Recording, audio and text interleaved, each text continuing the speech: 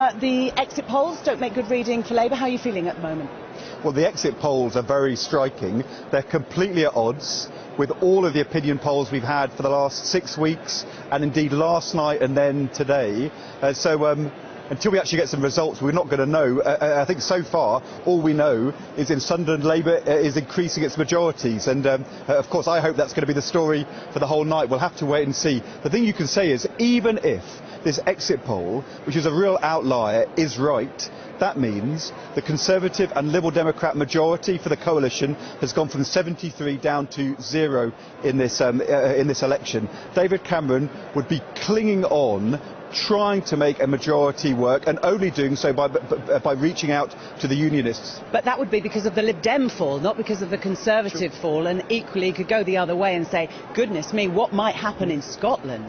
Well, look, clearly, if the exit poll is right, it's a terrible result for Labour in Scotland. I really hope it's going to be wrong, because we've got some excellent MPs, some close colleague friends of mine, and I want to see them come back tonight. But of course, we've had no results yet. The thing is, if the exit poll is even wrong by 10 seats, if in those very close Labour-Tory fights we take 10 more, suddenly David Cameron, as Prime Minister, is not going to be able to put a majority together in the House of Commons and get a Queen's speech through. And then it would fall to Ed Miliband to put together a Queen's speech and put that to the House of Commons. So even if the exit poll is right, it's on a knife edge.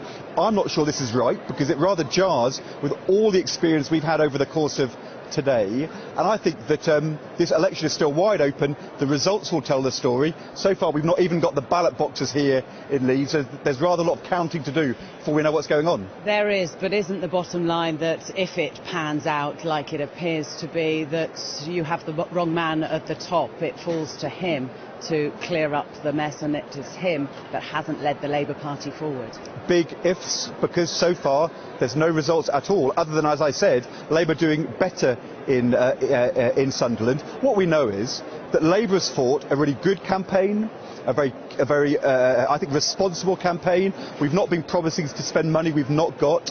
We've not followed David Cameron into the sort of to take big risks with our relationship with Europe, or to set England against Scotland. I think Ed Miliband has had the best campaign of all the leaders, clearly, and we're going to have to wait and see what the result is, because so far there aren't any.